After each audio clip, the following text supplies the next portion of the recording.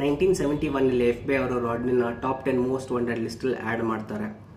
ಅಲ್ಲಿಂದ ಇವನು ಕೆಲಸ ಮಾಡ್ತಿರೋ ಯೂನಿವರ್ಸಿಟಿಯಲ್ಲಿ ಇಬ್ಬರು ಮಕ್ಕಳು ಇವನ್ನ ಐಡೆಂಟಿಫೈ ಮಾಡಿ that's our council mister Burger ಅಂತ ಪೊಲೀಸ್ ಅವ್ರಿಗೆ ಹೇಳ್ತಾರೆ. ಪೊಲೀಸ್ ಅವರು ಇವನ್ನ ಅರೆಸ್ಟ್ ಮಾಡಿ ಕ್ಯಾಲಿಫೋರ್ನಿಯಾಗೆ ಕರ್ಕೊಂಡು ಬರ್ತಾರೆ. ಬಟ್ ರಾಡ್ನಿ ಅಲ್ಕನ ಅರೆಸ್ಟ್ ಮಾಡೋ ಟೈಮಲ್ಲಿ ತಲಿ ಶೆಪುರ್ ಅವ್ರ ಫ್ಯಾಮಿಲಿ ಅಲ್ಲಿಂದ ಮೆಕ್ಸಿಕೋಗೆ ಆಲ್ರೆಡಿ ಮೂವ್ ಆಗಿರ್ತಾರೆ. ಮತ್ತೆ ನಾವು ಟೆಸ್ಟಿಫೈ ಮಾಡಲ್ಲ ಅಂತ ಪೊಲೀಸ್ ಅವ್ರಿಗೂ ಹೇಳ್ಬಿಡ್ತಾರೆ. ಸೊ ಮೇನ್ ವಿಟ್ನೆಸ್ ಇಲ್ದೇನೆ ಪ್ರಾಸಿಕ್ಯೂಟರ್ಸ್ ಅವರು ಒಂದು ಡೀಲ್ ಮಾಡ್ತಾರೆ. ಹಾಗೆ ರಾಡ್ನಿ ತನ್ನ ಮಾಡಿರೋ ತಪ್ಪನ್ನು ಒಪ್ಕೊಂಡು ಚೈಲ್ಡ್ ಮೊಲೆಸ್ಟೇಷನಲ್ಲಿ ತನ್ನ ತಪ್ಪಾಯ್ತು ಅಂತ ಪ್ಲೀಡ್ ಮಾಡಿ ಅವನಿಗೆ 3 ವರ್ಷ ಜೈಲು ಶಿಕ್ಷೆ ಆಗುತ್ತೆ. 1974 ಅವನು ಜೈಲಿಂದ ಹೊರಗಡೆ ಬರ್ತಾನೆ. ಜೈಲಿಂದ ಹೊರಗಡೆ ಬಂದಿದ್ದು 2 ತಿಂಗಳು ಆಗಿರಲ್ಲ, ಇನ್ನೊಂದು ಕ್ರೈಮ್ ಮಾಡ್ತಾನೆ. ಜೈಲಿಂದ ಹೊರಗಡೆ ಬಂದ ತಕ್ಷಣ ಒಂದು 13 ವರ್ಷದ ಬಾಲಿಕೆ ಮೇಲೆ ಮತ್ತೆ ಅಟ್ಯಾಕ್ ಮಾಡ್ತಾನೆ. ಮತ್ತೆ ಒಂದು ಬ್ರೀಫ್ ಪೀರಿಯಡ್ಗೆ ಜೈಲಿಗೆ ಹೋಗ್ತಾನೆ.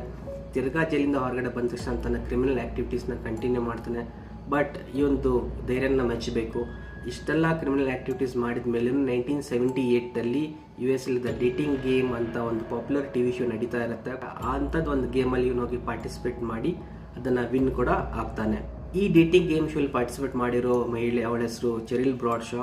At the end of the game ಯಾವಾಗ ರಾಡ್ನಿ ವಿನ್ ಆಗ್ತಾನೋ ಅವನ ಜೊತೆ ಹೋಗಿ ಮಾತಾಡ್ತಾಳೆ. ಆವಾಗ ಅವಳಿಗೆ ಒಂದು ಬ್ಯಾಡ್ ಫೀಲಿಂಗ್ ಬರುತ್ತೆ, ಒಂದು ಬ್ಯಾಡ್ ವೈಬ್ ಫೀಲ್ ಆಗುತ್ತೆ. ಇಮಿಡಿಯೇಟ್ಲಿ ಅವಳು ಹೋಗಿ TV ಹೋಸ್ಟ್ನ ಹೋಗಿ ಹೇಳ್ತಾಳೆ I have a bad vibe against him, ಇವನ್ನ ನಾನು ಡೇಟ್ ಆಗಿ ಕನ್ಸಿಡರ್ ಮಾಡಲ್ಲ ಅಂತ. ಸೊ ಈ ವಿಷಯದಲ್ಲಿ ಅವಳು ಲಕ್ಕಿ ಅಂತ ಹೇಳ್ಬೋದು. ಏನಕ್ಕಂದರೆ ಅವಳಿಗೆ ಅದು ಬ್ಯಾಡ್ ವೈಬ್ ಫೀಲ್ ಆಗಿರಲಿಲ್ಲ ಅಂದರೆ ಅವಳು ಒನ್ ಆಫ್ ದ ವಿಕ್ಟಮ್ಸ್ ಇರ್ಬೋದಿತ್ತು.